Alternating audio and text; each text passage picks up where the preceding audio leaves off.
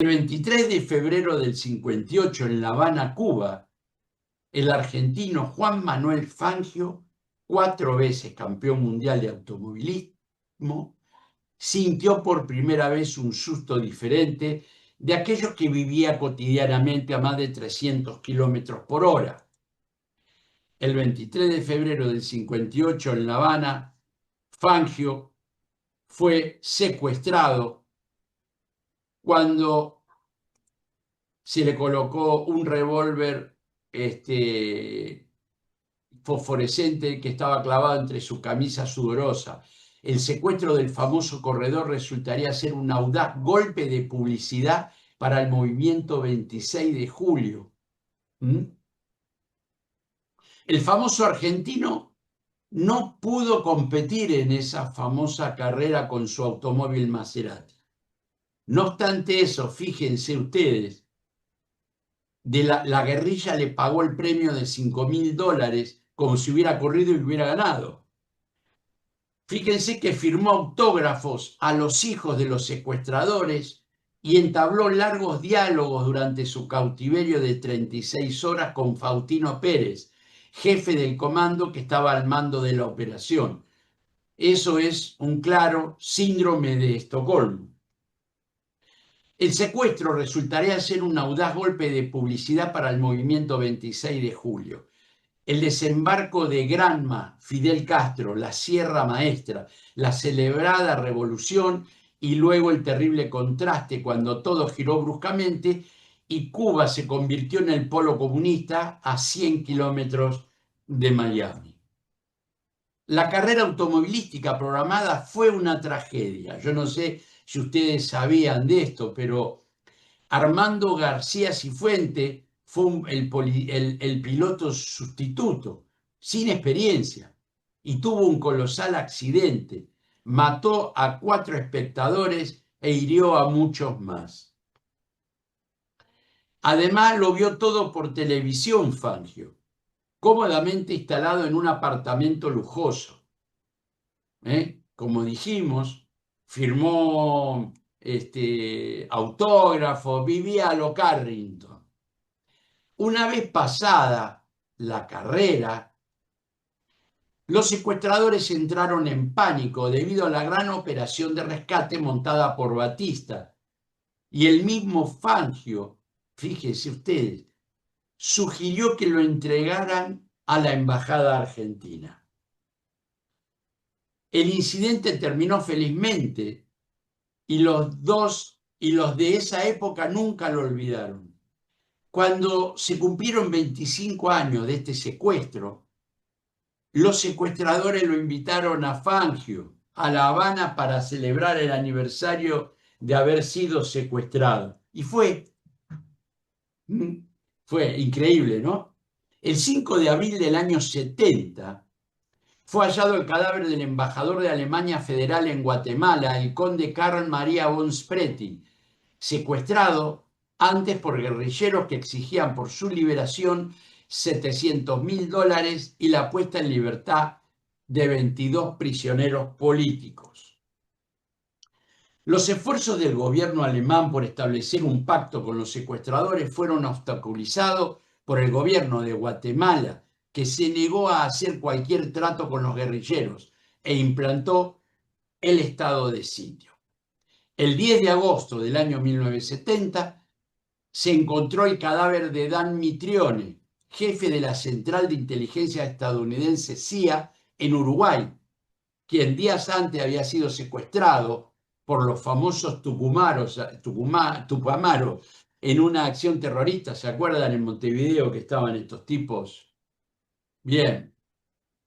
El 18 de enero del 72 fue secuestrado por la organización terrorista ETA el industrial vasco Lorenzo Zavala.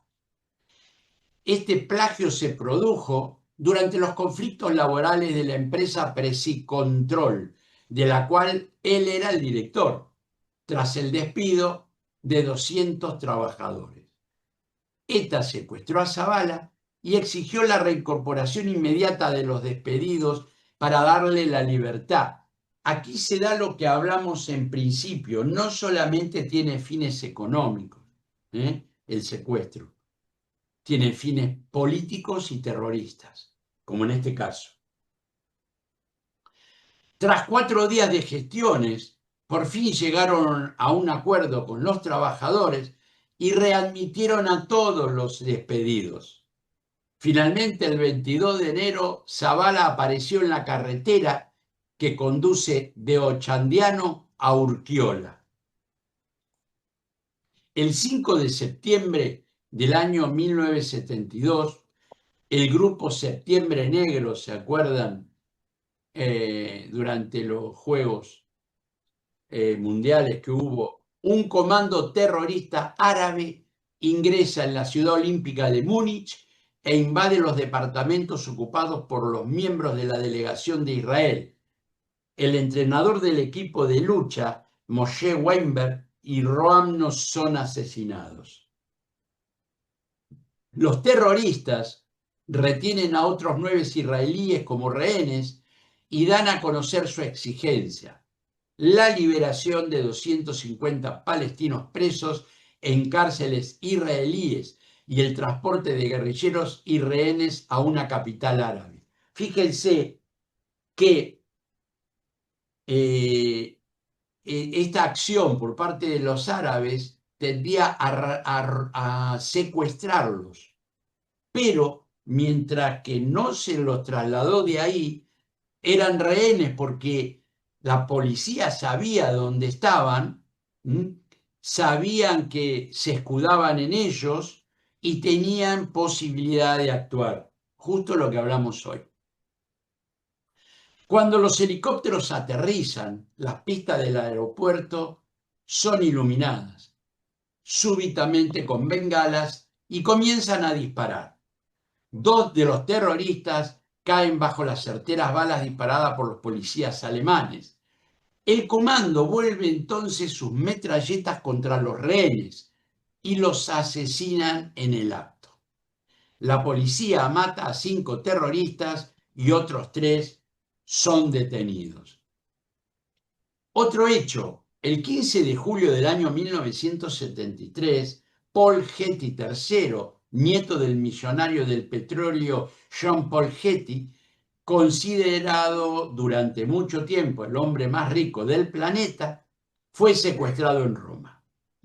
12 días después, sus captores hicieron llegar a los padres de la víctima una petición de rescate de 10 millones de libras esterlinas. Pero el excéntrico abuelo del secuestrado hizo saber que no estaba dispuesto a pagar ni un céntimo para conseguir la liberación de su nieto. Esos son abuelos. El día 4 de febrero de 1974 tuvo lugar en Berkeley, California, el secuestro de Patty Hearst, la nieta de un magnate del periódico, William Randolph Hearst, estadounidense. Era la nieta de William Randolph Hearst, multimillonario, rey de la prensa estadounidense. 4 días más tarde, su familia recibe una comunicación firmada por el autodenominado grupo terrorista Ejército Simbiótico de Liberación. Ahí se atribuían ellos el plagio, es decir, ellos tenían secuestrada a la hija del magnate y amenazaban con matarla exhibiendo la imagen de una serpiente cobra con 7 cabezas adornada.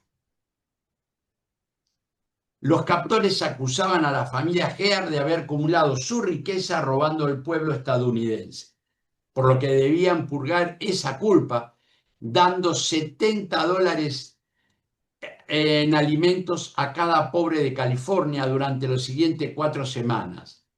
El valor estimado de la exigencia se calculó en ese entonces en $133 millones. El 3 de abril, a los 58 días del secuestro, el planeta se conmocionó. Una emisora local recibió un cassette con la declaración de rebeldía de Patricia: estoy libre, pero voluntariamente me he unido al ejército simbiótico. O sea que la víctima se convirtió en guerrillera. Se explicaba en el mensaje que la joven había adoptado como nombre de combate el de Tania.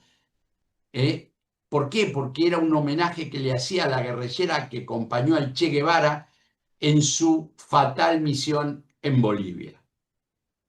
12 días más tarde, 4 mujeres armadas y un hombre negro asaltaron el Banco Ibernia de San Francisco y se llevaron $10.960.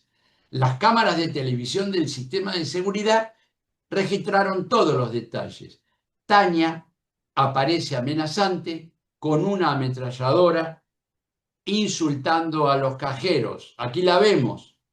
No solamente se convirtió en guerrillera, sino que se hizo delincuente, ¿no?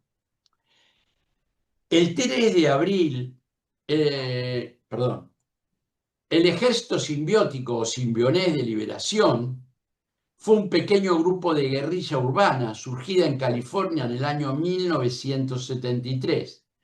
Aparentaba estar organizado como una compleja estructura operativa, cuyos cuadros podían actuar en cualquiera de los estados de la Unión, pero en realidad solo estaba formado por alrededor de una docena de estudiantes de San Francisco, con ideología marxista-leninista ultraortodoxa. Se definía a sí mismo como una entidad armónica surgida de entidades y organismos capaces de vivir en profunda y amorosa armonía, así como en compañerismo, en interés de la entidad.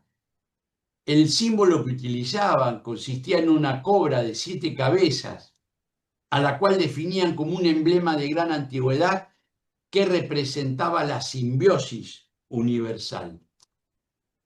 Se trataba de un grupo sectario que practicaba el sexo libre y que estaba aislado de la realidad social imperante, por lo que no sería difícil para el FBI desmantelarlo a través de sucesivas operaciones de investigación y contrainsurgencia, algunas muy brutales, como la masacre del 16 de mayo en Compton, California. Eso motivó muchas protestas entre la izquierda radical universitaria. En mayo del 74, la policía rodeó una casa modesta de la comunidad negra de Compton, en California. Adentro estaban 6 miembros del Ejército Simbionés de Liberación. Por 24 horas, policía de Los Ángeles, del Estado y del FBI le dispararon a la casa mientras millones de televidentes miraban. Al final la incendiaron. Nadie de los que estaban dentro sobrevivió. A 105 días después del secuestro de Patrick Hearst, la policía y el FBI localizaron la guarida del ejército, en la que se hallaron los cadáveres calcinados de 4 mujeres y 2 hombres. Tomadas las impresiones dentales de los terroristas carbonizados, se concluyó que Tania había escapado. La cadena de delitos en lo que se involucra continuará hasta su arresto. El 18 de septiembre del 75, el Estado norteamericano gastó $5 millones en su persecución y en su juicio. Su familia, entre tanto, ya había gastado $6 millones en alimentos y otro tanto más en el pago de los mejores 7 abogados de la nación. Las 8 semanas del proceso concluyeron después de 12 horas de deliberaciones con el fallo de jurado. Sí, es culpable. Pero en febrero del 79 el presidente Carter decretó el indulto para la última guerrillera sobreviviente del aniquilado SL. O sea, la hija, aquí está Patty Hearst actualmente, tiene 64 años, creo, algo así. La vida de Patricia Campbell Hearst cambió para siempre el lunes 4 de febrero del 74, cuando el reloj marcaba las 9 de la noche en California. El mundo pasaba momentos de tensión con Cuba y la Unión Soviética, que le reclamaban al gobierno estadounidense que abandonara para siempre la base de Guantánamo, en territorio de la isla, y en Gran Bretaña se iniciaba una masiva huelga minera para cuestionar las políticas del conservador Edward Heath, pero nada de eso le interesaba a Patty, como la llamaban la familia y los amigos. Por entonces disfrutaba de su vida como heredera de una familia millonaria sin tener siquiera que ocuparse de la administración de su fortuna. Para eso estaban sus padres, que habían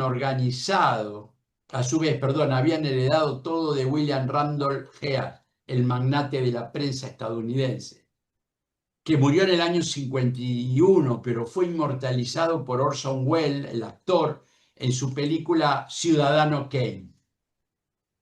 Patty había dejado Nueva York, donde pasó sus primeros años, y estaba en California como estudiante de la Universidad de Berkeley. Vivía con su novio Steven Witt, y su preocupación más inmediata era por entonces cómo festejaría los 20 años que cumpliría el 20 de febrero. Sin embargo, no llegó a cumplirlos como pensaba. Ese lunes a la noche, una pareja armada irrumpió en su departamento del campus de la universidad, la sacó a punta de pistola y se la llevó en el baúl de un Chevrolet robado. En un primer momento, la policía pensó que se trataba de un secuestro extorsivo y montó el operativo con todos los protocolos del caso para esperar el pedido de rescate de los delincuentes.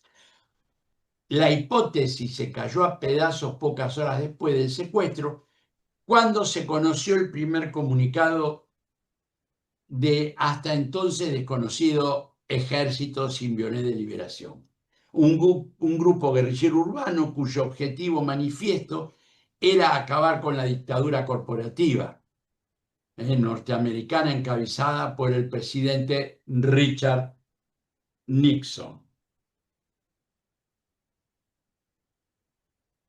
El comunicado explicaba también que habían secuestrado a Patty porque formaba parte de una familia de la clase dirigente superfascista que gobernaba desde las sombras a los Estados Unidos. El FBI estaba desconcertado, no sabía de la existencia de ese ejército simbionés de liberación y mucho menos quiénes eran sus líderes, ni cuántos miembros tenía. La intervención de los teléfonos tampoco servía para nada. Los secuestradores se comunicaban con la familia Hearst a través de grabaciones de audio que enviaban a los medios con la exigencia de que las reprodujeran para evitar que mataran a Patty.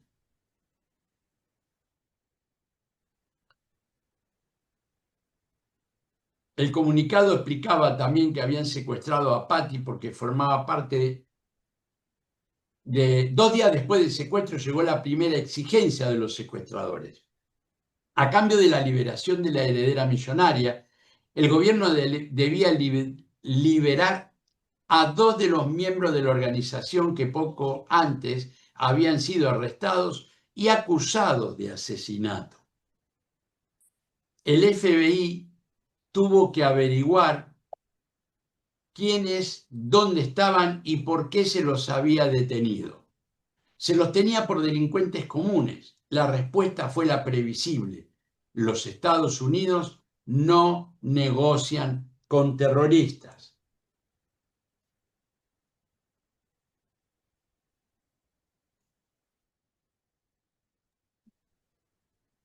Entonces, el Ejército Simbionés de Liberación cambió sus demandas y exigió a los GEAR que invirtieran $2 millones en un programa para dar alimento a los pobres de California. El reparto de comida se hizo, pero terminó en un desastre con peleas por las bolsas de alimentos, saqueos por quienes no lo habían recibido. Los secuestradores redoblaron más la apuesta y pidieron que gastaran otros 4 millones más, y la familia se negó y las negociaciones se suspendieron. Entonces, el Ejército Simbionés de Liberación cambió sus demandas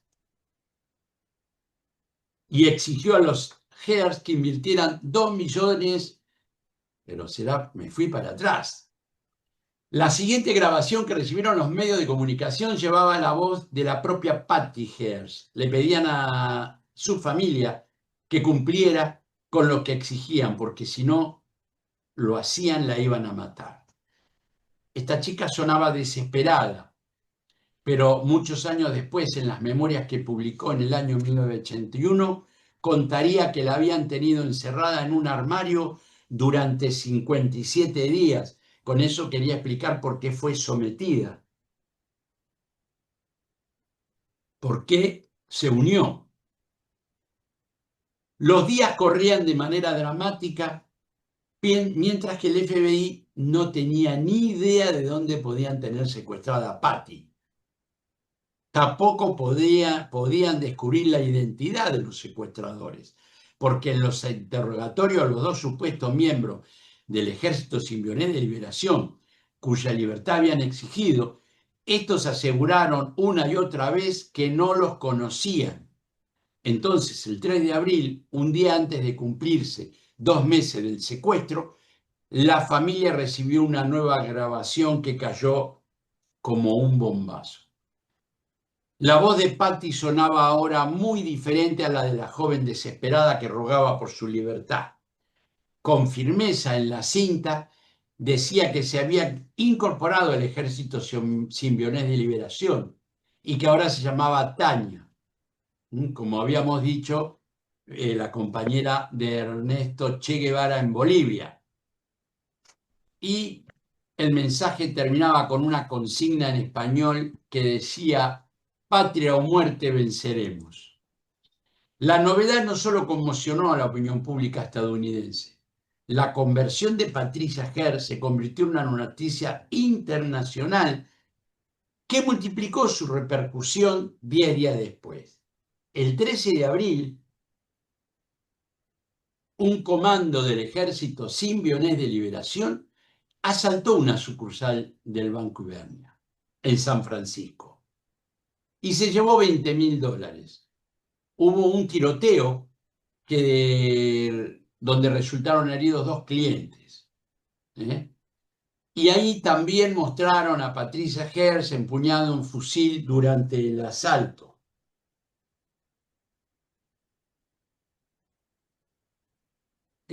Patty Heers mandó una foto donde estaba vestida con ropa de combate y tenía una ametralladora en sus manos. Detrás de ella se vio una bandera con una cobra de 7 cabezas. A partir de ahí dio un giro de 180 grados el caso, ya que no era más una víctima, sino que era la integrante de una organización criminal. El fiscal general de California caraturó a Patricia Campbell Heers como delincuente y ordenó su detención, lo que la convirtió en uno de los criminales más buscados de los Estados Unidos. En las tapas de los diarios, en los noticieros de televisión, comenzó a aparecer la foto de su rostro y debajo de ella una palabra: wanted, buscada. Un mes después del primer asalto, el 16 de mayo, un grupo integrado por Patricia Heers y la misma pareja que la había secuestrado, el matrimonio Harris, asaltó una casa de deportes. No salió bien ese hecho. El dueño, armado, los persiguió y uno de los delincuentes perdió el arma mientras corría. Patty, que esperaba en un auto robado en marcha, se bajó y le disparó al hombre que perseguía a sus compañeros y también a la puerta y los ventanales del local. Dejaron el auto y escaparon a pie, pero a 2 o 3 cuadras del lugar detuvieron a otro vehículo, hicieron bajar al conductor tras apuntarles con sus armas de fuego y se alejaron en él. Con el auto robado intentaron llegar a su casa, a la casa donde tiene la casa de operaciones, pero no pudieron. Estaba lleno de policías buscándolo. Se escuchaban disparos. Patry y los Harris dieron media vuelta y huyeron. El tiroteo se prolongó durante horas y fue transmitido por los canales de televisión. Terminó cuando la casa empezó a incendiarse. Luego de apagar el fuego, los bomberos encontraron 6 cuerpos calcinados. El FBI todavía no lo sabía. Allí habían caído exactamente la mitad de los miembros del ejército simbionés de liberación. Como había mujeres entre los cuerpos, se creyó que Patricia era uno de ellos, ¿no? Hasta que llegó un nuevo cassette a los medios. Allí la inconfundible voz de la heredera millonaria, devenida a guerrillera, reivindicaba a sus compañeros caídos y prometía seguir con la lucha. También le juró amor eterno a uno de ellos, porque se unió en pareja con uno de los guerrilleros, el líder del grupo. Dijo que era el más gentil y hermoso hombre que alguna vez conocí. Nunca, ni Cujo, así lo llamaban a este hombre, ni yo habíamos armado de una manera tan verdadera e intensa como esa. Nuestro amor también fue un compromiso de lucha de nuestro pueblo, decía. Más allá de las palabras, el ejército simbionés de liberación había quedado desbaratado. Solo quedaban 6. Patty y los Harris estuvieron prófugos durante casi un año y medio. Cometían pequeños robos para sobrevivir, pero fueron detenidos por agentes del FBI el 18 de septiembre de 1975 en San Francisco. Hacía días que la tenían cercada. La cámara de televisión la mostraron en actitud desafiante, levantando las manos con los puños cerrados. El juicio contra Patricia fue una noticia de esas que a su fallecido abuelo William Randolph le hubiera encantado llevar en la tapa de sus diarios.